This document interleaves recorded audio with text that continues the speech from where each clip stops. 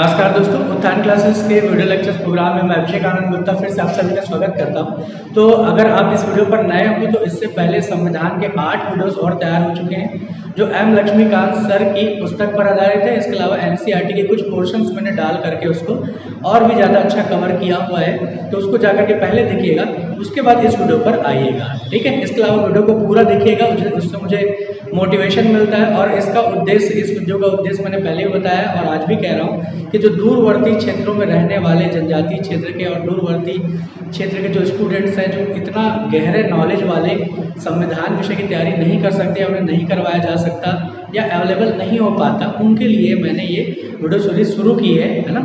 मैं माफ़ी चाहता हूँ, किसी किसी दिन बहुत मुश्किल हो जाता है ये वीडियो सीरीज बना पाना, दूसरे कामों में व्यस्तता होती है, ठीक है। तो कोई बात नहीं, जितना हमसे हो पा रहा है हम उतना करते हुए चल रहे हैं और डेली वीडियो लाने की कोशिश मैं कर रहा हूँ, ठीक है। तो हम संविधान की विशेषताओं पर चर्चा कर रहे थे। एम लक्ष्मीकांत सर की 4 विशेषताएं हमने डिस्कस कर लिया संविधान में जो उन्होंने दिया है। एक तो सबसे लंबा लिखित संविधान, दूसरा विभिन्न स्रोतों से भी, तीसरा नम्रता एवं अनम्रता का समन्वय, चौथा एकात्मकता की ओर झुकाव के साथ साथ संघीय व्यवस्था। ये 4 हमने डिफरेंस नहीं कहना चाहिए, विशेषता कहना चाहिए, देख चुके हैं। तो आप पहले जाकर उन वीडियो को देखिए। इसके बाद हम आते हैं 5वें नंबर पर, सरकार का संसदीय स्वरूप। ये इसका है, सरकार का संसदीय स्वरूप, सरकार का संसदीय स्वरूप। तो देखो संसदीय स्वरूप क्या होता है, पहले तो ये हम समझे। संसदीय स्वरूप को समझने से पहले, इस वीडियो को पहले भी मैंने बनाया था, ये बात बताया हुआ आपको। तो देखो ये 2 तरह की प्रणाली होती है, एक को कहते हैं अध्यक्षीय प्रणाली, दूसरे को कहते हैं वह संसदीय प्रणाली। तो अध्यक्षीय प्रणाली में होता क्या है, अध्यक्षीय प्रणाली में देखो कोई सरकार होगी, वहां पर क्या होगी, कार्यपालिका होगी और कार्यपालिका के साथ साथ विधायिका होगी और वो दोनों क्या करेंगे, मिल करके काम करेंगे। तो कार्यपालिका और विधायिका जहां पर समन्वय के साथ काम होता है, दोनों मिल करके काम करते हैं, एक दूसरे की सहायता करते हैं, ऐसा वाला जब सिस्टम होता है या संवैधानिक प्रणाली होती है तो उसे हम क्या कहते हैं, संसदीय स्वरूप कहते हैं। सरकार का संसदीय स्वरूप ऐसा उसको कहते हैं, या राज व्यवस्था का संसदीय स्वरूप ऐसा हम कहते हैं। लेकिन दूसरी तरफ क्या होगा, कार्यपालिका है और विधायिका है, इनके बीच में समन्वय नहीं है, बल्कि क्या है, इनके बीच में पृथक्करण है, इनके बीच में पृथक्करण है। तो ऐसी व्यवस्था क्या कहलाएगी, ऐसी व्यवस्था कहलाएगी अध्यक्षीय व्यवस्था, अध्यक्षीय व्यवस्था। क्या बात है। तो यहाँ समन्वय हुआ, वहाँ पर क्या होगा, संसदीय स्वरूप होगा, और जहाँ पर अध्यक्षीय व्यवस्था होगी वहाँ पर पृथक्करण होगा। उदाहरण मैंने बताया था, इसका सबसे अच्छा उदाहरण क्या है, यूएसए। इसका सबसे अच्छा उदाहरण क्या है, यूके, यानी कि यहाँ पर कौन है, ब्रिटेन। तो यहाँ पर डिफरेंस क्या है, इसको थोड़ा बारीकी से आपको समझाने की कोशिश करूँ। तो देखो जो कार्यपालिका और विधायिका है, दोनों समन्वय के साथ काम करते हैं। भारत का उदाहरण तो आपको समझ में आएगा, अरे भारत इसमें पूर्णतः उदाहरण में शामिल नहीं हो सकता, मैं आऊंगा उसमें। तो देखो जरा, विधायिका और कार्यपालिका दोनों समन्वय के साथ काम करेंगे, इसका मतलब ये है कि विधायिका नियंत्रण रखेगी किसके ऊपर, कार्यपालिका के ऊपर। यानी कि जो विधायिका है, यानी कि जितने भी संसद के सदस्य हैं, वो मंत्री परिषद के ऊपर क्या करते हैं, नियंत्रण रखते हैं, ठीक है। और मंत्री परिषद क्या करती है, जिम्मेवार होती है सदन के ऊपर, सदन के ऊपर या कहें सदन के प्रति पूर्णतः जिम्मेदार होती है। तो दोनों के बीच में समन्वय होता है और कार्य होते हैं, ठीक है। ये आपका लोक प्रशासन में भी ये टॉपिक है कि किस प्रकार विधायिका कार्यपालिका पर नियंत्रण रखती है ना। तो वहां पर आप पढ़ सकते हो, लेकिन यहाँ पर मैं समझा रहा हूँ क्या। तो विधायिका क्या करती है, समय समय पर कार्यपालिका से प्रश्न पूछ करके, अविश्वास प्रस्ताव ला करके, निंदा प्रस्ताव ला करके, बहुत तरह के प्रस्ताव हैं वो ला करके क्या करती है, कार्यपालिका के ऊपर नियंत्रण रखती है। और कार्यपालिका क्या करती है, जो विधायिका का विश्वास है उसको बनाए रखती है, बनाए रखते हुए चलती है। तो इन्हीं दोनों के बीच में जो समन्वय है, वो समन्वय का जो सिद्धांत है, वो समन्वय की राज व्यवस्था है, वो कैसी व्यवस्था है, संसदीय स्वरूप की व्यवस्था है। क्लियर बात है। अभी मैं आऊँगा संसदीय स्वरूप की विशेषताओं में आऊँगा, मैं केवल डिफरेंस बता रहा हूँ आपको ताकि दिमाग में ये चढ़े, समझ रहे हो। दूसरा देखो, कार्यपालिका और विधायिका इनके बीच में पृथक्करण की बात कह रहा है। मतलब क्या हुआ, मतलब ये है कि यहाँ पर अध्यक्षीय व्यवस्था में कार्यपालिका, तो कार्यपालिका का होगी यहाँ पर, वैसे कौन होगा कार्यपालिका, यहाँ पर कौन होता है, राष्ट्रपति होता है। और राष्ट्रपति के जितने भी क्या होंगे मंत्री होंगे। ये एक तरफ होगी कार्यपालिका और दूसरी तरफ क्या होगी विधायिका होगी, इनके यानी कि यूएसए के दोनों सदन वहां पर होंगे। ठीक है, अब यहाँ पर समझना बात हो कि जो राष्ट्रपति होगा वो संसद के प्रति जिम्मेदार नहीं है, समझ रहे हो ना, संसद उनके ऊपर किसी प्रकार का नियंत्रण रख सकता है।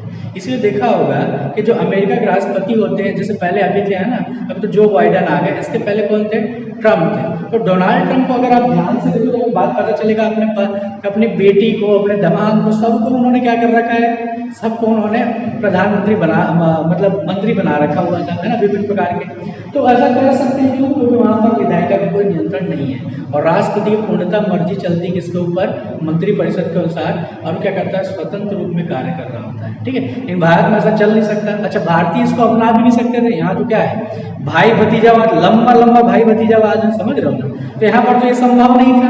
इसलिए भारतीय संविधान निर्माता ने क्या किया, संसदीय स्वरूप को अपनाया। हालांकि ये तो मैं मजाक से कह रहा हूँ, केवल एक कारण नहीं था संसदीय स्वरूप को अपनाने के, और भी कारण है संसदीय स्वरूप के अपनाने के। तो एक तो हमारे ऐतिहासिक कारण है कि भारत की जो राज व्यवस्था है अभिन्न रूप में जुड़ी हुई थी किससे, ब्रिटेन के साथ जुड़ी हुई थी, और ब्रिटेन ने हमारे यहाँ संसदीय स्वरूप को ही विकसित करना ज़्यादा ठीक समझा, या मैं कहूँ कि वो अपनी व्यवस्था को ही हमारे यहाँ लागू करना चाहते थे ताकि उनको सुगमता हो, सरलता हो। तो इसलिए यहाँ पर बात बिल्कुल ठीक जमती है, इसलिए भारत ने अपनाया संसदीय स्वरूप, यह समझ में आता है। ठीक है, तो हम क्या करते हैं, थोड़ा सा संसदीय स्वरूप के सिद्धांत हम देखें, संसदीय स्वरूप वाली जो व्यवस्था है उसको हम देखें ध्यान से तो बात समझ में आएगी। तो देखो संसदीय स्वरूप में होता क्या है, भारत में संसदीय स्वरूप है तो इसकी विशेषता है, लेकिन इससे पहले हम इसका एक नाम देख लें, बड़ा प्रसिद्ध नाम है, दो नाम होते हैं वैसे, एक है वेस्टमिंस्टर प्रणाली, वेस्टमिंस्टर प्रणाली, वेस्टमिंस्टर प्रणाली कहते हैं, एक और कहते हैं यहाँ पर प्रधानमंत्री शासन, प्रधानमंत्री शासन, ये इसमें नाम देते हैं प्रधानमंत्री शासन। तो प्रधानमंत्री शासन जब हम उसको नाम देते हैं, प्रधानमंत्री शासन नाम देते हैं, इसके पीछे कारण क्या होता है कि प्रधानमंत्री का नेतृत्व होता है। वेस्टमिंस्टर प्रणाली इसलिए बोलते हैं क्योंकि वेस्टमिंस्टर सिस्टम वहाँ पर चलता है, इसलिए उसको नाम दिया वेस्टमिंस्टर प्रणाली, जो है उसका नाम तो डेवलप करने वाले वेस्टमिंस्टर है, इसलिए उसको नाम दे दिया वेस्टमिंस्टर प्रणाली। तो नाम को छोड़ो, अब इधर सीधा आएगा संसदीय स्वरूप की विशेषता क्या है, ये एग्जाम के लिए आपके मेंस के लिए इंपॉर्टेंट होता है। इसकी विशेषता क्या होगी, इसको थोड़ा समझो, विशेषता है। ठीक है, तो इसमें सबसे बड़ी और प्रथम नंबर की जो विशेषता है जो हम लिखते हैं, वास्तविक व नाम मात्र के कार्यपालकों की उपस्थिति। समझना बात, यहाँ पर क्या होगा, एक तो वास्तविक होगा और दूसरा क्या होगा, नाम मात्र का क्या होगा, कार्यपालिका। समझना कि बोल क्या रही है। ठीक है, तो देखो यहाँ से वास्तविक कार्यपालिका कहने का मतलब क्या होगा, प्रधानमंत्री और उसकी मंत्रिपरिषद, और नाम मात्र की कार्यपालिका कहने का मतलब राष्ट्रपति। अगर ब्रिटेन के संदर्भ में देखोगे तो क्या बोलना पड़ेगा, वास्तविक कार्यपालिका मतलब कौन, वहां पर भी प्रधानमंत्री, लेकिन यहाँ पर नाम मात्र का कार्यपालिका बोलोगे तो क्या हो जाएगा, नाम कार्यपालिका बोलता हूँ, नाम मात्र की कार्यवाही करने वाले है ना, तो वो कौन हो जाएंगे, नाम मात्र के कार्यपालिका, या इसको प्रमुख ठीक लगेगा, कंफ्यूजन तो नहीं होगा। तो नाम मात्र के प्रमुख कौन होंगे, तो वहां पर रानी हो जाएगी। ठीक है, या राज परिवार का कोई सदस्य होगा, लेकिन हमारे यहाँ ऐसा नहीं है। अरे बात, तो संसदीय व्यवस्था में क्या होता है, एक वास्तविक प्रमुख होता है जो प्रधानमंत्री उसकी मंत्रिपरिषद होगी, और दूसरा क्या होता है, नाम मात्र के प्रमुख होते हैं, नाम मात्र की कार्यपालिका होती है, जिसके नाम पर क्या होता है, राज्य का शासन चलाया जाता है, यानी कि देश का शासन चलाया जाता है। तो पहला डिफरेंस आया, पहला वाला विशेषता आया हुआ। दूसरा जरा देखो इसमें से, दूसरा कहता है बहुमत वाले दल को सत्ता, बहुमत वाले दल को सत्ता, समझना की भूमिका है, बहुमत वाले दल को सत्ता।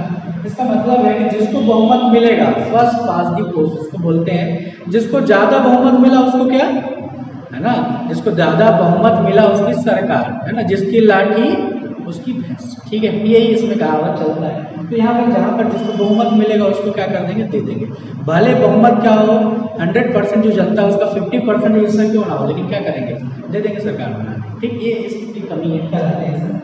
तीसरा नंबर का हम देखें तो तीसरा नंबर वाला महत्वपूर्ण है, विधायिका और विधायिका की समझ कार्यपालिका की संयुक्त जवाबदेही। ठीक है, क्या कह सकता, विधायिका की समझ कार्यपालिका की क्या है, संयुक्त जवाबदेही, संयुक्त जवाबदेही।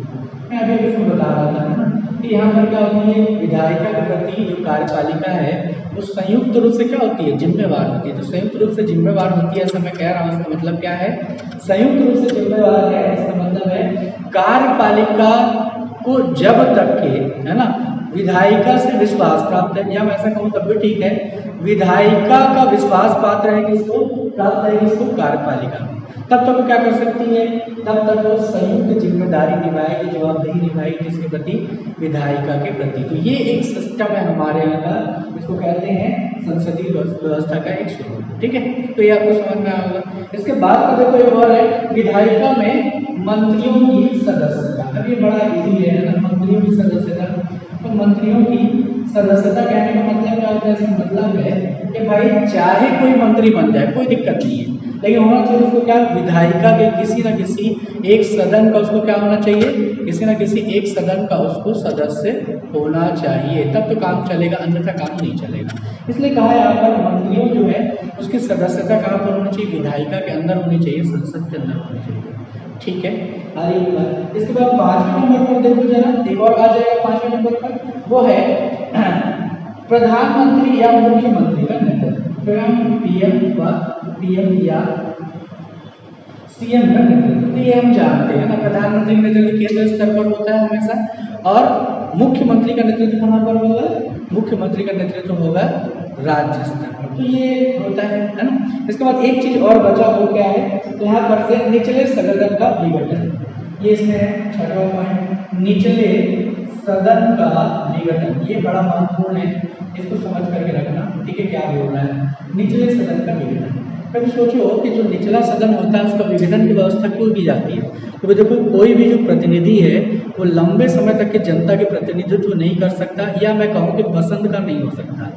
मतलब ये है कि अगर कोई प्रतिनिधि लंबे समय तक अगर रहेगा तो क्या हो सकता है, तानाशाह बन सकता है। इसलिए यहाँ पर व्यवस्था की गई कि जो निचला सदन होगा उसमें हम क्या करेंगे, जनता के प्रतिनिधियों को रखेंगे, जबकि अनुभवी लोगों को क्या करेंगे, हम उच्च सदन में रखेंगे। ऐसी व्यवस्था तो की गई। देखो ब्रिटेन में क्या होता था, ब्रिटेन में जो उच्च सदन के लोग होते थे वो क्या होते थे, राज परिवार से जुड़े हुए होते थे, तो उनके अनुभव का लाभ लेने के लिए वहाँ पर उच्च सदन निर्मित किया गया था। इसी संदर्भ में क्या किया गया, भारत में और भारत जैसे अन्य संसदीय व्यवस्था वाले देशों में ऐसे सिस्टम को लाया गया जहाँ पर उच्च सदन में क्या हो, उच्च सदन में यानी अनुभवी लोगों को रखा जाए, जबकि निचले सदन में क्या किया जाए, अनुभवी नहीं है तब भी उनको रखा जाए, जिसको जनता सीधे सीधे चुन करके भेजे, भले उसके पास अनुभव हो या ना हो, और उसका क्या किया जाए, विघटन किया जाए, ताकि अधिक से अधिक योग्य लोग क्या हो सके, चुन करके आ सके। अब उच्च सदन में तो ऐसा होता नहीं, योग्य लोग चुन करके गए तो होते हैं, लेकिन कई बार क्या होता है, अब तो उच्च सदन थोड़ा और ज़्यादा बदनाम हो गया है, क्योंकि राजनीतिक एक कहना चाहिए कि उसमें राजनीतिक चोर दरवाजा उसको कहा जाता है, कि पीछे के है ना दरवाजे से चले गए इस तरह का, या फिर कहें कि जो सरकार को खुश कर रहा है, पैसे दे रहा है, तो राज्यसभा की सीट, ये सब चुनते हो गए, है ना। तो ये अब हो गया है। खैर इसमें समझ में आई है बात कि निचले सदन का विघटन दो जगह पर विघटन होगा, समझना कैसे कैसे विघटन होगा। एक जो विघटन है वो किसका विघटन है, केंद्र में लोकसभा का, और दूसरा कहाँ पर होगा, राज्यों में विधानमंडल का। इन दोनों का विघटन होगा। ऐसी व्यवस्था का नाम क्या कहलाया जाएगा, ऐसी व्यवस्था का नाम कहेंगे संसदीय व्यवस्था का स्वरूप या विशेषता। तो क्या क्या बात हुई यहाँ पर, क्या कह सकते हैं, वास्तविक और नाम मात्र का क्या होता है, इसमें से डिफरेंस होगा, ठीक अलग होते हैं। इसके अलावा बहुमत वाले क्या होते हैं, दल को सत्ता मिलती है, संयुक्त जवाबदेही होती है कार्यपालिका के विधायिका के प्रति, और पीएम और सीएम का इसमें नेतृत्व होता है। इसके अलावा मंत्रियों की सदस्यता होनी आवश्यक है, और लास्ट में निचले सदन का पतन होना ये आवश्यक है। इस तरह के सिस्टम को बोला जाता है क्या, संसदीय स्वरूप। एग्जाम में मेंस में कभी भी 30 शब्द और 60 शब्द में पूछ सकता है कि भाई संसदीय स्वरूप जो होता है, संसदीय व्यवस्था है, उसकी विशेषताएं बताइए। ठीक है, तो ये हुआ आपका कौन सा, 5वां वाला पॉइंट। आशा करता हूँ आपको समझ में आ रहा होगा। तो अगला पॉइंट देखते हैं 6वां, संसदीय सर्वोच्चता। संसदीय सर्वोच्चता व न्यायिक सर्वोच्चता, न्यायिक सर्वोच्चता में समन्वय। क्या मतलब है, इसको समझते हुए अपन चलते हैं। तो देखो संसदीय सर्वोच्चता कहने का मतलब क्या है, जो ब्रिटेन का सिस्टम है वहां पर संसद ही क्या है, सर्वोच्च है, मतलब न्यायपालिका झुकी हुई है, कहना चाहिए न्यायपालिका उसके सामने कमजोर है। दूसरी तरफ क्या है, न्यायिक सर्वोच्चता। तो न्यायिक सर्वोच्चता कहाँ पर है, न्यायिक सर्वोच्चता लागू है यूएसए में, ठीक है। मतलब यहाँ पर संसदीय सर्वोच्चता लेकर के चलने वाला यूके है, जबकि न्यायिक सर्वोच्चता को लेकर के चलने वाला कौन है, यूएसए। अब यहाँ पर दो चीज समझना, एक है विधि द्वारा स्थापित प्रक्रिया, विधि द्वारा स्थापित प्रक्रिया एक है, और दूसरा को हम कहते हैं विधि की नियत प्रक्रिया, विधि की नियत प्रक्रिया। ये दोनों को समझना बात को कि दो तरह के यहाँ पर सिस्टम है, एक तो यूके में क्या चलता है विधि द्वारा स्थापित प्रक्रिया, और यूएसए में चलता है विधि की नियत प्रक्रिया। समझना, विधि द्वारा स्थापित प्रक्रिया, तो विधि का निर्माण करता कौन है, विधि का निर्माण करता है कौन, संसद, ठीक है। संसद किसी भी नए कानून को बनाएगा। अब संसद अगर नए कानून को बना रहा है, इसका मतलब क्या, तो विधि ने जिस तरीके से कानून बनाने की व्यवस्था कर रखी है उन सभी का पालन करेगा और विधि का निर्माण करेगा। इसलिए कहा विधि की स्थापित प्रक्रिया, और स्थापित करने वाला कौन है, संसदीय सर्वोच्चता रखने वाला। लेकिन दूसरी तरफ क्या कर रहा है, न्यायिक सर्वोच्चता में समझ में, तो न्यायिक सर्वोच्चता कौन, तो यूएसए में क्या है, विधि की नियत प्रक्रिया। मतलब ये है कि यहाँ पर नियत शब्द से क्या आ रहा है, नियत शब्द से आ रहा है यहाँ पर जांच पड़ताल, ठीक है। तो यहाँ पर क्या करेंगे, यहाँ पर जांच पड़ताल जब करेंगे तो नियत प्रक्रिया का पालन किया गया है या नहीं किया गया है किसी भी कार्यवाही में, चाहे वो संसद ने कहा गया हो, कोई कानून बनाया होता है तो उसमें क्या करेंगे, जांच पड़ताल करेंगे, समझ रहे हो। जबकि यहाँ पर क्या है, विधि द्वारा स्थापित प्रक्रिया, मतलब विधि की स्थापित प्रक्रिया से आपने काम किया या नहीं किया। मतलब यहाँ पर क्या होगा, संसदीय सर्वोच्चता के तहत संसद ने विधि निर्माण में स्थापित प्रक्रिया उसका पालन किया कि नहीं किया। यहाँ पर ऐसा नहीं है। न्यायिक सर्वोच्चता में क्या होगा, न्याय के स्तर पर जब बात करेंगे तो क्या होगा, विधि की सही प्रक्रिया के तहत किसी को दंड दिया कि नहीं दिया, ठीक है। यानी कि नियत प्रक्रिया के तहत दंड दिया कि नहीं दिया, जांच पड़ताल करी जाएगी, किसकी, नियत की जांच की जाएगी। अरे बात समझ में। तो यहाँ पर क्या है, दोनों जगह पर यूएसए में, यूके में, दोनों में क्या है, संसदीय सर्वोच्चता को यूके लेकर चलता है, न्यायिक सर्वोच्चता को लेकर के चलता है कौन, यहाँ पर चलता है यूएसए, समझ रहे हो। लेकिन यहाँ पर बात क्या हुई, बात यहाँ पर ये हुई है कि भारत ने क्या किया, ना तो ब्रिटेन की संसदीय सर्वोच्चता वाली व्यवस्था को उठाया और ना ही अमेरिका की न्यायिक सर्वोच्चता वाली विशेषता को उठाया, बल्कि क्या चल रहा है लेकर के, समन्वय को लेकर के चल रहा है, समझ रहे हो। इसलिए कहते हैं भारतीय संविधान क्या है, भले दूसरी जगह से उठाया हुआ है हम लोगों ने सारा प्रावधान, लेकिन भारतीय परिस्थिति के अनुकूल इतना अच्छे से इसको डाला गया है कि आज इतने साल बाद भी हमारा संविधान चल रहा है। मुझे लगता है बहुत लंबा चलेगा ये, ठीक है, बहुत ही ज़्यादा लंबा चलने वाला। नेपाल और श्रीलंका जैसा हमारा हाल नहीं होने वाला, पाकिस्तान जैसा, ठीक है। फिर ये आया होगा आपको समझ में, ठीक है। अगला बढ़ते हम लोग एकीकृत व स्वतंत्र न्यायपालिका की किसकी विशेषता है, 7वें नंबर पर आ गए हैं, एकीकृत व स्वतंत्र न्यायपालिका। इसको सुनते जरा, 7वें नंबर पर एकीकृत व स्वतंत्र न्यायपालिका, स्वतंत्र न्यायपालिका, ठीक है। एकीकृत बहुत इजी है, देखो यहाँ पर से सबसे ऊपर कौन होगा, सुप्रीम कोर्ट है, और उसके नीचे क्या होते हैं, उसके नीचे हाई कोर्ट होते हैं, ठीक है। तो ये दो कोर्ट हुए। अब यहाँ पर इन दोनों के बीच में ऐसा चलता है, ठीक है। यहाँ पर देखो एकीकृत बोलने का मतलब क्या, पहले हाई कोर्ट में केस गया, उसके बाद किस में चला गया, सुप्रीम कोर्ट में चला गया। तो ये क्या है, एकीकृत व्यवस्था हो गई। हालांकि इसमें जो तीन होगा, यहाँ पर नीचे में और क्या आ सकता है, नीचे में आ सकता है डिस्ट्रिक्ट कोर्ट। तो डिस्ट्रिक्ट कोर्ट से कहाँ गया, हाई कोर्ट में गया, हाई कोर्ट से किस में गया, सुप्रीम कोर्ट में गया। ये कैसी है, तो न्यायालय की ये एकीकृत व्यवस्था है। जबकि स्वतंत्र व्यवस्था में क्या होगा, हाई कोर्ट मान लो किसका है, हाई कोर्ट हमारे छत्तीसगढ़ राज्य का है, बिलासपुर हाई कोर्ट, उत्तरी हाई कोर्ट। तो ये बिलासपुर हाई कोर्ट में क्या होगा, तो पूरे छत्तीसगढ़ में इसमें क्या मिलता है, न्यायिक अधिकार है, न्यायिक अधिकारिता इसकी है छत्तीसगढ़ राज्य में। तो छत्तीसगढ़ राज्य के स्तर पर क्या होगा, ये स्वतंत्र, ठीक है। तो स्वतंत्र यहाँ पर एक राज्य के संदर्भ में इसको कहा, और दूसरी तरफ एकीकृत क्या है, तो भारत के सर्वोच्च न्यायपालिका के साथ में एकीकृत व्यवस्था का निर्माण करते हुए आगे चल रहा है। समझ पा बात को, तो इसलिए कहा भारत की जो न्यायपालिका वो कैसी है, एकीकृत है और स्वतंत्र है, ठीक है। महत्वपूर्ण बात होगी, और कुछ देख लेंगे।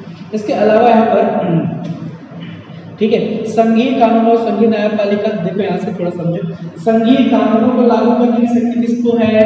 सुप्रीम कोर्ट को है। और राज्य स्तर के जो कानूनों को लागू करने की शक्ति किसके पास है? हाई कोर्ट के पास है। इस तरीके से डिफरेंस दिया हुआ है। कुछ और महत्वपूर्ण बात है लक्ष्मीकांत सर कहते हैं, जैसे इसमें है ना, शीर्ष न्यायालय यहाँ पर होता है और वो मौलिक अधिकारों की गारंटी देता है, हम देखेंगे आगे इसको। इसके अलावा स्वतंत्रता के लिए, यानी कि संविधान की स्वतंत्रता, संविधान ने न्यायालय की स्वतंत्रता के लिए कुछ काम किए। क्या क्या काम किए? न्यायाधीशों के कार्यकाल की सुरक्षा दिया, न्यायाधीशों के लिए निर्धारित सेवा शर्तें रखी, भारत की सर्वोच्च निधि से सर्वोच्च न्यायालय के सभी खर्चों का वहन करने की व्यवस्था की, विधायिका में न्यायाधीशों के कामकाज के और चर्चा पर रोक लगाई है। इसके अलावा सेवानिवृत्ति के बाद अदालत के कामकाज पर न्यायाधीशों को रोक लगाया हुआ है और अवमानना के लिए दंड देने की शक्ति रखी गई है और कार्यपालिका और न्यायपालिका के बीच में डिफरेंस रखा गया है। अब ये सब बातें लक्ष्मीकांत सर बहुत शुरू में बोल दे रहे हैं। जब न्यायपालिका की व्यवस्था को जब हम देखेंगे ना, तो वहाँ पर एक एक चीज़ों को समझाऊंगा कि न्याय के संबंध में इतनी महत्वपूर्ण बात है ये सब चीज़ें। अगर यहाँ पर केवल सुन बस लिए रहो, जब मैं न्यायपालिका बताऊंगा ना, वहाँ पर बताऊंगा जैसे गौतम बुद्ध है ना, हमारे यहाँ के ऋषि गौतम ऋषि का न्याय दर्शन है, वहाँ पर आती है चीज़ें कि न्याय की अवधारणा कितनी महत्वपूर्ण है ना। या दर्शन शास्त्र में जो प्लेटो है ना, प्लेटो भी क्या करता है? न्याय को लेकर के चलता है प्लेटो, है ना। तो वहाँ पर से दोनों को जब मैं जोड़ करके बताऊंगा बहुत अच्छे से समझ में आएगा, इसलिए इस डिफरेंस में इस टॉपिक में अंदर नहीं जा रहा हूँ मैं, है ना। इसके बाद मैं सीधा आ जाता हूँ कहाँ पर? 8वें नंबर पर मौलिक अधिकार पर मैं आ जाता हूँ। 8वें नंबर पर मौलिक अधिकार पर आना, तो इसको देखो जरा, बहुत महत्वपूर्ण है मौलिक अधिकार। ठीक है, मौलिक अधिकार बेसिक बात है, आपको पहले बार अगर पढ़ रहे तो नहीं, लेकिन अगर आप पढ़ चुके हो तो आपको पता होगा। भारतीय संविधान में मौलिक अधिकार की व्यवस्था की गई है। हुआ क्या था? 1948 में यूनाइटेड नेशन का गठन किया गया था, मतलब गठन तो पहले ही हो गया था, 1948 में कहना चाहिए कि बिल ऑफ राइट्स लाया गया था, किसके द्वारा? अमेरिका के द्वारा। और बाद में यूनाइटेड नेशन ने भी क्या किया? मानव अधिकारों की घोषणा की, पूरे विश्व के जितने मानव हैं उनके, क्योंकि द्वितीय विश्व युद्ध में बड़ी मात्रा में मानवों का क्या हुआ था? नरसंहार किया गया था। इसलिए यहाँ पर व्यवस्था ये की गई कि हम क्या करेंगे, इसलिए यहाँ पर व्यवस्था ये बनाई गई कि भारतीय संविधान अगर निर्मित हो रहा है तो हम क्या करें? अपने भी नागरिकों को क्या करें? मौलिक अधिकार प्रदान करें। और भारतीय संविधान के अनुच्छेद 12, हालांकि 12 में तो राज्य की परिभाषा है, 13 में अल्पीकरण आदि की विधियां हैं, तो ध्यान से देखोगे तो 14 से लेकर के शुरू होता है और जाता कहाँ तक है? 32 तक का। हालांकि ये कह सकते हैं 12 से लेकर के जाता है 35 तक का। ठीक है, मेनली जो कहा जाए 12 से 35 तक का ये अधिकार यहाँ तक जाते हैं, मौलिक अधिकार। इनकी संख्या कितनी थी? टोटल 7 संख्या थी, लेकिन क्या कर दिया गया? इसको संशोधन के बाद 6 अधिकार ही रखे गए। ठीक है, स्वतंत्रता का अधिकार, समानता का अधिकार, शोषण के विरुद्ध अधिकार, संस्कृति और शिक्षा का अधिकार, है ना, धार्मिक स्वतंत्रता का अधिकार, इसके अलावा उपचार, संवैधानिक उपचारों का अधिकार, ऐसे करके टोटल 6 अधिकार हैं। इसके अलावा संपत्ति का जो अधिकार था उसको विलोपित कर दिया गया, और उसको विलोपित नहीं करना चाहिए, उसको पहले तो मौलिक अधिकार था, उसको उसने क्या कर दिया? विधिक अधिकार बना दिया। तो ये सब बाद में आऊंगा मैं मौलिक अधिकारों पर डिटेल में, लेकिन ये समझ लो कि मौलिक अधिकार इसकी क्या है? एक बहुत बड़ी विशेषता है। इसके अलावा कोई और महत्वपूर्ण बात होगी तो मैं भले कह देता हूँ। ये मौलिक अधिकार जो है सीधे क्या किया जा सकता है? सुप्रीम कोर्ट के पास लागू कराने के लिए जा सकता है, ये इसकी बहुत बड़ी विशेषता है। हालांकि इसमें मौलिक अधिकार वाले चैप्टर में काफी डीप हम जाएंगे, इसके लिए चिंता मत करो। तो ये ध्यान रखो, मौलिक अधिकार में क्या है? भारतीय संविधान की एक महत्वपूर्ण विशेषता है। आगे देखिए इस बार राज्य के नीति निर्देशक तत्व, राज्य के नीति के निदेशक तत्व। ठीक है, जिसको प्रसिद्ध रूप में क्या बोलते हैं? डीपीएसपी बोलते हैं, डीपीएसपी बोलते हैं। ठीक है, तो डीपीएसपी या राज्य के नीति निर्देशक तत्व भारतीय संविधान में कहां से कहां तक है?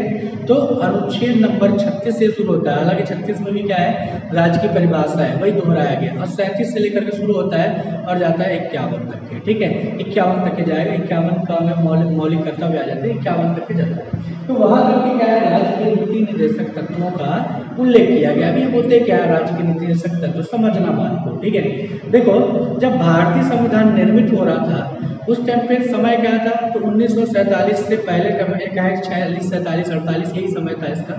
इस समय क्या हो रहा था? भारत के पास संसाधनों की कमी थी और भारत ने हाल ही में स्वतंत्रता हासिल की थी। ऊपर से विभाजन का इतना बड़ा दर्द था और संसाधनों की कमी के कारण क्या हो रहा था?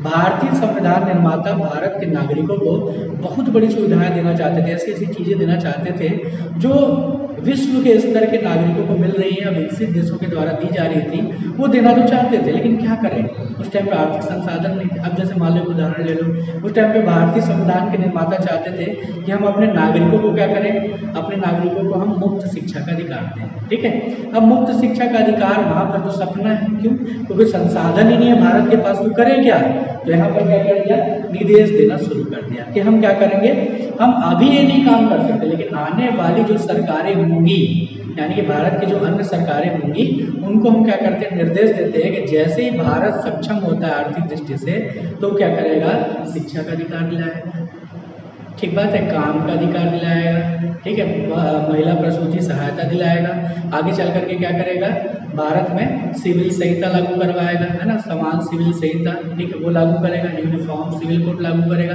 अब ये सब कह करके उन्होंने रखा हुआ है, तो ये क्या किया, हम नहीं रहे, लेकिन क्या हमने निर्देश दे दिया हुआ है। ठीक है, ये तो बिल्कुल वैसे ही है ना, पिक्चर में जैसे क्या होता है, देखे ना, कोई बेटा है ना, आपने उसका बाप मरते रहता है तो उस टाइम पे कह देता है कि भैया ये काम जरूर करना, है ना, तो क्या कहता है, मरते हुए पिता को मैंने वचन दिया तो भैया ये काम करूँगा, तो आगे चल करके करता है। ठीक है, ऐसे ही टाइप पे यहाँ पर भी है कि क्या हो गया, यहाँ पर संविधान निर्माता तो चले गए, लेकिन उन्होंने क्या किया, निर्देश दे दिया कि भारतीय जो नागरिक होंगे उनको भारतीय संविधान के तहत आप ये व्यवस्थाएं जरूर देंगे।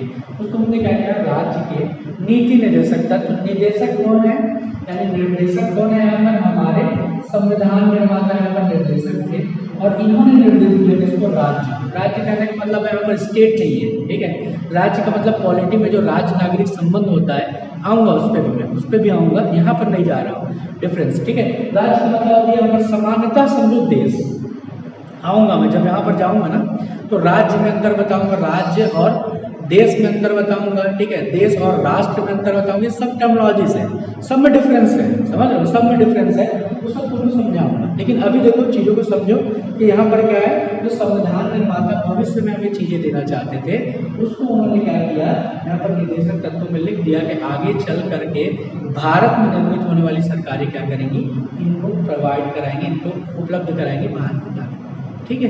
तो राज्य के नीति निर्देशक तत्व डिटेल आगे हम देखेंगे। सर आगे बढ़ते हैं, इसके बाद एक धर्मनिरपेक्ष राज्य, अब यहाँ पर मैं आता हूँ 11 नंबर, बहुत महत्वपूर्ण है, एक धर्मनिरपेक्ष राज्य, समझना बात को, ठीक है। एम लक्ष्मीकांत सर, अब इनकी पुस्तक इंग्लिश में लिखी गई है, मतलब एम लक्ष्मीकांत सर ने पुस्तक को क्या किया है, अंग्रेजी में लिखा हुआ, अंग्रेजी में, एक इंग्लिश में लिखा हुआ है, तो इंग्लिश में लिखा है तो क्या हुआ, बाद में इसका ट्रांसलेशन हुआ। अब जब इसका अनुवाद किया गया तो यहाँ पर क्या है, यहाँ पर क्या होगा, अ सेक्युलर स्टेट, ये इसमें आता अंग्रेजी में, और उसका अनुवाद करके क्या किया, धर्मनिरपेक्ष राज्य। ये हमेशा गलत तरह का क्या है, ट्रांसलेशन है, सेक्युलर में होना चाहिए पंथनिरपेक्ष राज्य, ठीक है, ये सही शब्द है, ठीक है। देखो हुआ क्या था, 42वां संविधान संशोधन जब किया गया तब इस बात पर चर्चा हुई कि हम पंथनिरपेक्ष शब्द इस्तेमाल करें, धर्मनिरपेक्ष शब्द इस्तेमाल करें, तो फिर बात निकल करके आई कि धर्म का मतलब जैसे बाहर में रिलीजन होता है, मतलब क्या, ब्रिटेन और पूरे का पूरे वर्ल्ड में जो धर्म शब्द है, रिलीजन शब्द है, वो लोग क्या करते हैं, संप्रदाय के अर्थ में उसका प्रयोग करते हैं। जैसे एक रिलीजन है, कौन, ईसाई एक धर्म है, तो एक क्या हो गया, रिलीजन हो गया, ठीक बात है। लेकिन धर्म का मतलब यहाँ पर कोई अंग्रेजी का ट्रांसलेशन रिलीजन नहीं है। धर्म का अभिप्राय क्या है भारत में, तो धर्म का अभिप्राय ध्यान रखना, धर्म का हमेशा अभिप्राय भारत में वो है स्वकर्तव्य पालन, स्वकर्तव्य पालन व सदाचार। स्वकर्तव्य पालन यानी अपने कर्तव्यों का पालन करना धर्म है, ठीक है। अब कर्तव्य का पालन निर्धारित कैसे होगा, कोई स्टूडेंट है तो उसका कर्तव्य क्या है, पढ़ाई करना, कोई बेटा है तो क्या है, माता पिता की सेवा करना, कोई बेटी है तो क्या है, माता पिता की सेवा करना, कोई भाई है तो बहन की रक्षा करना, कोई बहन है तो भाई को प्यार करना, है ना, भाई को प्यार करना, ये सब चीजें क्या होगी, ये स्वकर्तव्य पालन। अब इस स्वकर्तव्य पालन से कोई व्यक्ति निरपेक्ष तो हो नहीं सकता ना, पहले समझ लो, निरपेक्ष और सापेक्ष दोनों शब्दों को समझ लो, क्योंकि देखो हम व्हाट्सएप जमाने के लोग हैं ना, ये सब शब्द हमको समझ नहीं आते। देखो निरपेक्ष का मतलब होता है निर्भर ना होना, और सापेक्ष का मतलब होता है निर्भर होना। मतलब ये है कि भारत ऐसा राज्य है जो किसी धर्म पर निर्भर नहीं होगा, किसी धर्म को विशेष धर्म का दर्जा नहीं प्रदान करेगा, सभी को क्या करेगा, समान रूप से क्या करेगा, आदर प्रदान करेगा। ये इसका मतलब है। तो यहाँ पर धर्मनिरपेक्ष शब्द गलत हो गया, क्योंकि धर्म से अलग तो हुआ ही नहीं जा सकता। निरपेक्ष मतलब क्या, निर्भर नहीं होना। तो धर्म के ऊपर तो आपको निर्भर होना ही पड़ेगा, क्योंकि सफल जीवन के लिए या मानव कल्याण के लिए या भारतीय संविधान के अनुसार मैं कहूँ सामाजिक न्याय लोक कल्याण के लिए आपको क्या करना पड़ेगा, कर्तव्यों का पालन करना ही पड़ेगा। उसके बिना तो हो नहीं सकता कुछ। इसलिए शब्द क्या हो गया, धर्मनिरपेक्ष शब्द गलत है। देखो मैं बताता हूँ, सीजीपीएससी ने 2018 में सिलेबस बदला अपना। उसके पहले क्या था, पंथ निरपेक्ष टॉपिक था उसमें, लेकिन उसमें भी उसने गलती किया था, धर्मनिरपेक्ष लिखता था, दर्शन का सिलेबस बता रहा हूँ। तो हुआ क्या, 2018 में उसने सिलेबस बदला, उसने खुद ही क्या लिखा, पंथ निरपेक्ष शब्द को लिखा। अब पंथ निरपेक्ष शब्द पे आपत्ति है क्या? तो देखो, पंथ का मतलब क्या होता है, कोई ऐसा समुदाय जो क्या करता हो, किसी विशेष प्रकार के, है ना, किसी विशेष प्रकार के व्यक्ति, या मैं कहूँ व्यक्ति नहीं, किसी महामानव, है ना, या कह लो महापुरुष, उसके द्वारा चलाए जा रहे किसी पद्धति के अनुसार क्या करता है, अपना जीवन व्यतीत करता है, तो वो क्या कहलाएगा, पंथ कहलाएगा। जैसे कबीर, है ना, तो कबीर का लेकर के चलते हैं तो कबीर पंथ बन गया, ठीक है। सतनाम को लेकर के चलने वाले सतनाम पंथ बन गए, ठीक है। तो ये क्या है, ये सेक्ट है, या क्या मतलब है, ये क्या है, पंथ है, ठीक है। तो पंथों से निरपेक्ष होना, ठीक है, पंथों के ऊपर, किसी भी समुदाय के ऊपर निर्भर ना होना, ये भारतीय संविधान की विशेषता है। समझ रहे हो, भारतीय संविधान धर्म से अलग हो गया, गड़बड़ है मामला, धर्म से निरपेक्ष है, ये मामला गड़बड़ हो गया। क्यों? क्योंकि भारतीय संविधान भी क्या करता है ना, धर्म सापेक्ष होकर के चलता है। अभी अटपटा लग रहा होगा, क्यों? क्योंकि धर्म कहने का मतलब क्या है, भारतीय संविधान का धर्म क्या हो जाएगा कि सभी नागरिकों को क्या करे, समान अधिकार दे, समान स्वतंत्रता प्रदान करे, ये क्या है, समान न्याय प्रदान करे, उसका धर्म ही है। समझ में बात को? तो धर्म शब्द का बड़ा गलत उपयोग किया जाता है कई बार। आप समझ लेना, भारतीय संविधान में क्या है, भारतीय संविधान को एक पंथ निरपेक्ष राज्य का, अंग्रेजी में सेकुलर कहेगा चल जाएगा, ठीक है, लेकिन धर्म निरपेक्ष शब्द गलत है, ये बात ध्यान रखना। क्योंकि एम लक्ष्मीकांत सर ने तो ठीक लिखा है, लेकिन ट्रांसलेशन करने वाले ने इसमें मिस्टेक किया है, इसलिए मैंने क्या किया, इसलिए मैंने आपको इसको समझाया, ध्यान में इसको रखना, ठीक। कुछ प्रावधान पे आ जाता हूँ मैं, कौन कौन से प्रावधान है जो भारतीय संविधान के धर्मनिरपेक्ष या कहना चाहिए पंथ निरपेक्ष माने जाते हैं। इसमें से कौन सा आता है, तो इसमें आता है सबसे पहले अनुच्छेद नंबर 25, धर्म को मानने की और इसके अलावा कहना चाहिए पूजा अर्चना आदि करने की स्वतंत्रता प्रदान की गई है। इसके अलावा अनुच्छेद नंबर 26, इसमें धार्मिक मामलों के प्रबंधन की स्वतंत्रता भी प्रदान की गई है। इसके अलावा क्या है, शैक्षणिक संस्थानों में किसी भी प्रकार के धार्मिक निर्देशों को देने से मना किया गया है, और विभिन्न प्रकार के जो भारतीय नागरिक हैं उनके भाषा, लिपि, संस्कृति आदि को सहेजने का काम किया गया, और अल्पसंख्यकों के सहेजने का काम किया गया है। उनके शैक्षणिक संस्थानों की स्थापना करने का अधिकार उन्हें दिया गया है, और समान सिविल संहिता बनाने की भी व्यवस्था की गई है। इस रूप में क्या है, भारतीय संविधान कैसा है, पंथ निरपेक्ष है, या भारत की राज्य व्यवस्था और भारत की राज्य व्यवस्था के तहत निर्मित होने वाले जितने भी प्रकार के सरकारें हैं, तीन ही प्रकार वैसे होते हैं, तो ये सरकारें भी कैसे होंगी, ये सरकारें भी पंथ निरपेक्ष होंगी, ठीक है। ध्यान से बात समझ में आएगी, ठीक है। थोड़ा सा इसमें मैं आऊँगा, आप समझना। देखो, कोई व्यक्ति पंथ निरपेक्ष हो ये आवश्यक नहीं है, ठीक है, लेकिन राज्य को होना आवश्यक हो जाता है, क्योंकि राज्य के सभी प्रकार के नागरिकों को लेकर के चलना होता है। लेकिन कोई व्यक्ति ये निर्धारित कर सकता है कि सभी प्रकार के नागरिकों को लेकर के ना चले, या अपना धर्म लेकर के चले और बाकी लोगों के धर्म को सम्मान करे, तो व्यक्ति धार्मिक हो सकता है। समझ लो, तो जरूरी नहीं है कि सभी व्यक्ति क्या हो, पंथ निरपेक्ष हो, हाँ वो सर्वधर्म समभाव को मानने वाला हो सकता है। समझ लो बात को, ठीक है। तो ये काफ़ी अच्छी बातें हैं। तो जब मैं क्या करूँगा, इस पर मौलिक अधिकार वाले चैप्टर पे आऊँगा तो काफ़ी डिटेल चर्चा करूँगा, ताकि आपकी समझ काफ़ी अच्छी विकसित हो जाए। अब अभी मेंस भी आने वाला है ना, मेंस में भी आपको फ़ायदा हो जाए। और इसके अलावा क्या है, प्रीलिम्स जब भी आप देने वाले रहो, इतनी गहरी तरह की अंडरस्टैंडिंग आपके पास हो जानी चाहिए कि आप क्या करो, संविधान के ऐसे गहरे गहरे चीज़ों को आप बना सको। समझ पा रहे हो बात को, ठीक है। इसके अलावा एक चीज़ पर और चर्चा कर लेते हैं, एक और इसमें है। तो देखो, इसमें अगला विशेषता 12 नंबर का सार्वभौम, ठीक है, व्यस्त मताधिकार। भारतीय संविधान की सबसे बड़ी विशेषताओं में से एक है कि भारतीय संविधान में क्या दिया गया है, सार्वभौमिक, है ना, सार्वभौमिक क्या दिया गया, व्यस्त मताधिकार। दिया गया है। सार्वभौमिक वयस्क मताधिकार कहने का मतलब 18 वर्ष से ऊपर का कोई व्यक्ति क्या कर सकता है, वोट डाल सकता है और वयस्क होने पर मत का अधिकार का प्रयोग कर सकता है। ऐसा अधिकार भारतीय संविधान निर्माताओं ने शुरू से ये दिया हुआ है। कोई भारतीय जिनका अनुभव रहा है वो कह रहा है हमेशा सीमित मताधिकार का अनुभव रहा है कि कोई कर ज़्यादा देता है तो उसको दे दिया, कोई राजा का प्रतिनिधि है तो उसको जा करके मताधिकार का अधिकार दे दिया, किसी जाति विशेष के आधार पर दे दिया। अब ये सारे डिफरेंसेस जो किए जाते थे अंग्रेजों के द्वारा वो सारे भारतीय संविधान ने खत्म कर दिए। अनुच्छेद 326 नंबर में भारतीय संविधान स्पष्ट रूप में डिक्लेयर करता है कि हम क्या करेंगे, अपने नागरिकों को वयस्क मताधिकार प्रदान करेंगे।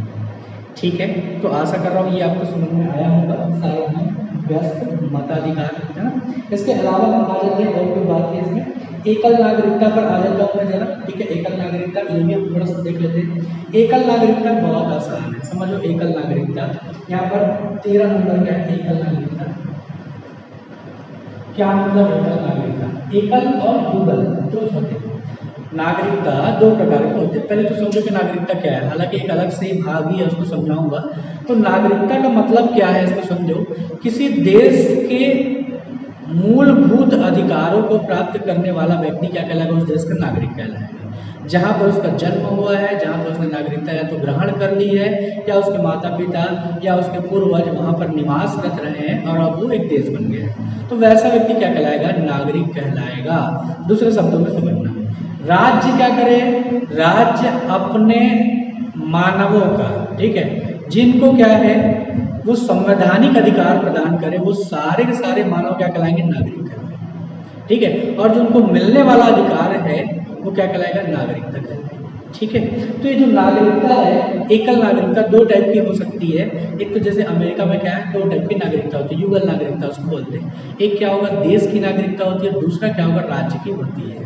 ठीक है, तो राज्य की एक नागरिकता और एक होती है देश की नागरिकता। भारत में ऐसा है नहीं। अब छत्तीसगढ़ के निवासी हो उसका मतलब क्या, छत्तीसगढ़ के निवासी हो उसका मतलब ये नहीं है कि छत्तीसगढ़ का आपको नागरिकता मिला हुआ है। आपको नागरिकता सिर्फ और सिर्फ किसकी मिल सकती है, भारत की नागरिकता मिल सकती है। तो भारत में कैसी व्यवस्था हुई, एकल नागरिकता की व्यवस्था हुई। क्लियर बात है, ये आखिरी समझ में आ रहा होगा, है ना। ठीक है, तो ये आपको दिमाग में रखना है। वहाँ पर क्या होता है, वहाँ पर केंद्र द्वारा एक तरह की नागरिकता दी जाती है और दूसरे राज्य द्वारा दी जाती है। तो वो यहाँ पर बताएं हैं लक्ष्मीकांत सर। खैर बहुत ज़्यादा जोड़ी इतना डिफरेंस इसमें, इतना डीप इसमें जाने की जरूरत नहीं है। नागरिकता वाले चैप्टर में काफ़ी हम जाएंगे। ठीक है, तो अभी के लिए मैं इस क्लास के यहीं पर रोक रहा हूँ। कुछ विशेषताएं और भारतीय संविधान की आलोचना वाला पक्ष बता हुआ है, तो आलोचना वाले पक्ष को भी मैं थोड़ा डीप में जाकर के समझा दूंगा ताकि आपको किसी भी तरह की प्रॉब्लम ना हो, है ना। आप कई लोगों को मैसेज कर रहे हैं कि सर इस क्लास का बहुत फ़ायदा हो रहा है ना। मुझको अच्छा लग रहा है कि कम से कम चलो दूरवर्ती जो क्षेत्रों के बच्चे हैं उनको इसका लाभ हो रहा है और वो फ़ायदा उठा रहे हैं ना। तो आप ये काम करिए, नोट्स मत बनाइए, नोट्स मत बनाइए, मैं खुद ही मना करता हूँ, नोट्स मत बनाइए। आप एम लक्ष्मीकांत सर की एक बुक ले लीजिए 6th एडिशन वाली, और मैं जो समझाता हूँ उसको बार बार साथ साथ देखते चलिए। और अगर सॉल्व पेपर आपने ले लिया तो उससे बेहतर और क्या होगा, और सब बढ़िया से प्रश्नों को हल करते चलिए, कितना अच्छा रहेगा। बहुत सारे लोग बोल रहे थे मेरे को मैसेज करके, व्हाट्सएप में भी बोले हैं बहुत सारे लोग कि सर लाइव वाली क्लास लीजिए करके, मतलब कि MCQ वाली। तो मैं लगा हुआ हूँ व्यवस्था में, है ना। देखो मैं कब तक कर पाता हूँ, है ना। मैं खुद चाहता हूँ कि लाइव तरीके से क्लास भी हो और लाइव तरीके से आपको क्या मिले, MCQs भी मिले। तो MCQs जब लाइव लेवल पर होता है तो बहुत मज़ा आता है, सच बात है ये, है ना। एक मैम है नेट पे, आपने देखा होगा, हिमांशी मैम, है ना। तो हिमांशी मैम वो पढ़ाती है, C-TET का पढ़ाती है। तो यहाँ पर MCQ हल करवाती है, इतना कमाल का होता है उनका एक्सप्लेनेशन कि क्वेश्चन को जैसा आपने आंसर करने से पहले सोचा होगा वो सोच करके वैसा बता देगी, और उसके बाद फिर क्या करती है, उसका आंसर लेने के लिए हमको कैसे तरीके से सोचना है वो बताती है। तो वो तरीका मुझे बहुत अट्रैक्ट करता है। तो मैं सोच रहा हूँ कि ऐसी कोई व्यवस्था कर पाऊँ। देखो कृष्ण भगवान की क्या मर्जी है, ठीक है। जब तक ये कर पाता हूँ, है ना, तब तक हो पाएगा। चलिए खैर इस वीडियो में इतना ही, है ना। तब तक के लिए वीडियो के लिए लाइक कर दीजिएगा, शेयर करिएगा, सब्सक्राइब करिएगा। खासकर शेयर ज़्यादा कर दीजिएगा यार, शेयर करना ज़्यादा जरूरी है ना। दूरवर्ती संस्थानों के बच्चों को पहुँचे। अगर आपके एरिया मीडिया में क्या है, व्हाट्सएप ग्रुप है, टेलीग्राम ग्रुप्स हैं, फेसबुक ग्रुप्स हैं, तो उस पर इन वीडियोज़ को डाल दीजिए और बताइए कि सीरीज़ चल रही है लगातार, संविधान को लेकर बहुत सारी दिक्कतें हैं बच्चों के अंदर, है ना, और मार्केट में जो पढ़ाया जाता है उनको केवल केवल अच्छी रटवा देते हैं, समझ रहे हो ना। मैं बिल्कुल जानता हूँ यार, 4 साल रहा हूँ मार्केट के बीच में, ठीक है। तो इसलिए क्या है, शेयर कीजिएगा, है ना। चलिए फिर आखिरी में सबके लिए, सभी के लिए प्रार्थना, भवतु सर्वमंगलम। धन्यवाद।